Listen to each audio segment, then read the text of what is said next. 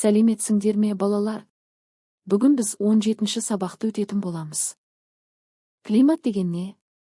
Климат белгілі бір аймақта көп жылдар бойы қайталанып отыратын ауа райының орташа жағдайы. Яғни ол температура, жауын-шашын, жел, ылғалдылық сияқты табиғи құбылыстардың ұзақ уақыттағы өзгерісін сипаттайды. Жер бетінде климаттың қандай түрлері бар? Карта бойынша жер шары климаттық белдеулерге бөлінеді. Картадан экватордан полюстерге қарай мынадай климат түрлерін көруге болады. Экваторлық климат жыл бойы өте ыстық әрі ылғалды, экватор маңы. Тропиктік климат ыстық, жауын-шашын аз, шөлдер көп.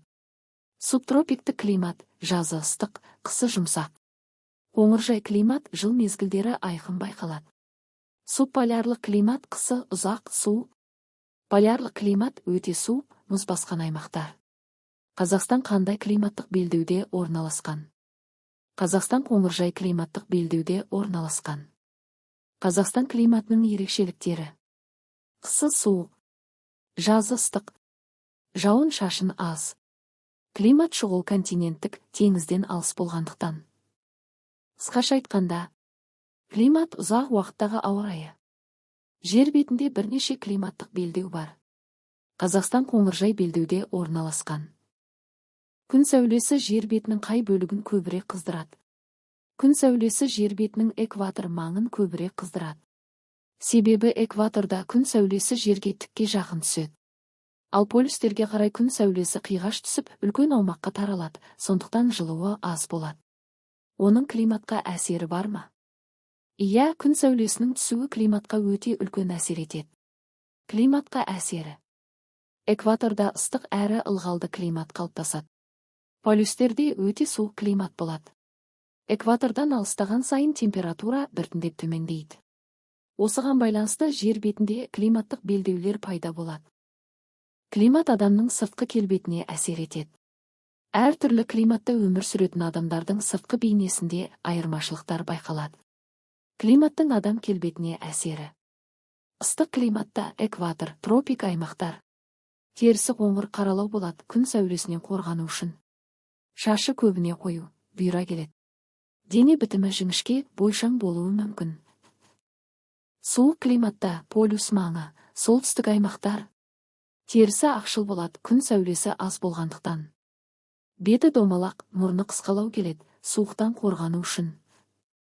Дене бітімі мығым, жинақы. Қоңыржай климатта адамдардың сыртқы келбеті әр түрлі, аралас болады. Терінің түсі мен дене бітімі орташа сипатта. Суреттерге қара. Мұз басу дәуірі адам өміріне қандай өзгерістер әкелді? Климат қатты суытты, жерді мұз басты. Адамдар жылы киім, тері, жүн кие бастады. Отты пайдалануды үйренді. Үңгірлерді, уақытша баспаналарды паналады. Аң аулау негізгі кәсіпке айналды. Яғни адамдар суықтан қорғануға және тірі қалуға бейімделді. Адамның климат жылынғаннан кейін ойлап тапқан құралдарын ата. Суреттерге сүйеніп: қайық, сал суда жүру үшін. Садақ пен жебе, аң аулау үшін. Найза, жеңіл аңшылық құралдары. Қорытынды: климат жылынған соң адамдардың өмірі жеңілдеп, жаңа құралдар пайда болды, аңшылық пен балық аулау дамыды. Климаттың өзгеруіне байланысты біздің бабаларымыз қандай шаруашылық түрмен айналысқан?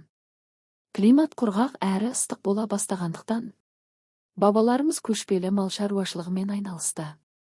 Малға қолайлы жайлы іздеп көшіп-қонып өмір сүрді. Жылқы, түйе, қой, сиыр өсірді. Климат мал бағуға қолайлы болғандықтан көшпелі өмір салты қалыптасты. Суретке қара. Климат адамдардың өмір салтына, тұрмысына, кәсібіне қалай әсер етті? Қуаң климат адамдарды көшіп жүруге мәжбүр етті. Киіз үй пайда болды, жинап тігуге ыңғайлы. Ат пен түйе көлік ретінде пайдаланылды. Негізгі кәсіп мал шаруашылығы болды. Сенің ойыңша алдағы жаз айларындағы ауа райының болжамы кімдер үшін аса маңызды? Себебін түсіндір. Диқандар үшін егін егу, жинау үшін. Малшылар үшін малды қорғау үшін. Құрылысшылар үшін жұмыс жоспарлау үшін.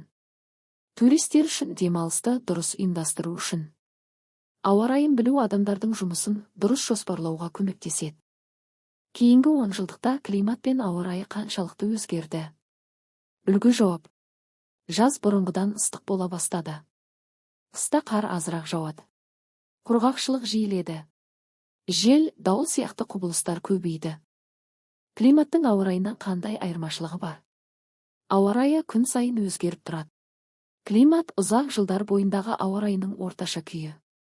Ауа райына бақылау жүргізу не үшін қажет? Табиғи апаттардың алдын алу үшін, адамдардың қауіпсіздігі үшін, ауыл шаруашылығын жоспарлау үшін.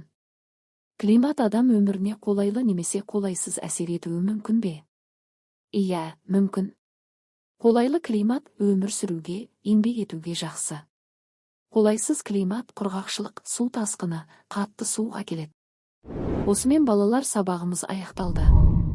Келесі сабақты көру үшін менің каналыма тіркеліп, лайк басып пікір жазуды ұмытпа.